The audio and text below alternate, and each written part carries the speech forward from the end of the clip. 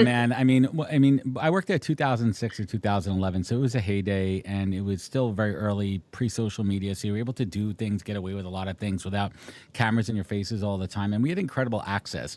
And every night we would get a list of who the celebrities and artists would be in the building the next day, and there were sometimes we had opportunities to go down and watch them perform, from behind the glass, which is incredible too. And you never knew who you were going to run into at the elevator. And I always tell the story, and I'll keep it clean here. I was in the bathroom on the 36th floor where the studios were, and I'm doing my business, and I kind of glance over to my left, and it's Hulk Hogan. And Hulk Hogan is literally like, Hulk Hogan's everything to me. I grew up as a wrestling fan in the late 80s and the 90s. So again, I take my shot. I go in my best Hulk Hogan, "What's up there, brother?" And Hulk turns to me and he goes, "Not even close, brother." Ah, that's amazing. And I was just like, that was a fun one too. And then there's been some like interesting elevator rides too. I've been in an elevator with John Bon Jovi. That was pretty cool. I don't know. This is kind of a B-list random celebrity. I don't know if you know of a gentleman by the name of Bear Grylls. Bear Grylls does a show called Man vs. Wild. He's a British like Green Beret. He's summited every mountain. He goes out in the wild with nothing, and he takes celebrities with him. And he's someone I've always looked up to. He's incredible, and I had an opportunity to meet him a couple of times.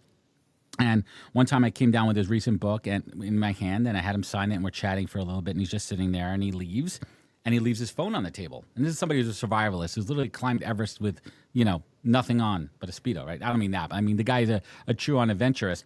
And as he's walking to the elevator, I'm running after him. I'm like, Bear. I'm like, "You forgot your phone." And I can't believe I said this to him. I said, "I bet you can't live without this, Bear." And he goes, "Sadly not." So just a couple little fun Sirius XM celebrity stories. Yeah, I think things go down in the bathrooms there. My fiance was Oh an yeah. M&M, so That is a story over not on air of stuff you that's meet a gone lot down of at people in Sirius those bathrooms, XM. I guess.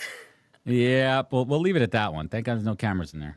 Yeah, don't worry. We're going to move it on to the present now. So now with your company on that recruiting side, let's teach our viewers a little bit today. I love when they can take away something from this about either them on the company side or, like I mentioned earlier, on the job seeker side. So why is it so important for companies to advertise to future employees? I had someone else in this field on a few weeks ago, and I never really thought about it that way, marketing to future employees. So why is that so important? Yeah, employer branding is key, right? Because you need to stand out.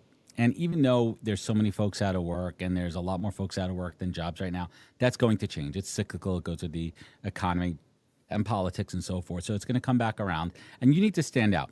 What makes your company more attractive to a job seeker? Why does somebody want to work there? And it really is best about representing your values and your real values, not your BS, corporate values on your webpage, but what do you really stand for? And something I saw a couple of months ago on LinkedIn, there was a early stage startup, and the founder put out a role for an engineer, and it basically said, "We work 6 days a week. We work, 10, 12 hours a day. This is the culture because we're in building and growth mode. If this is for you, great. If not, it's okay, but we're going to be transparent and put it out there." Because there are people that want to be part of something. There are people that have no problem putting in the work, but they're being upfront and transparent about that. And that stood out to me. It had all these trolls on there saying, "Oh, who are you to work that much and, expect that much out of people?" I go, absolutely not.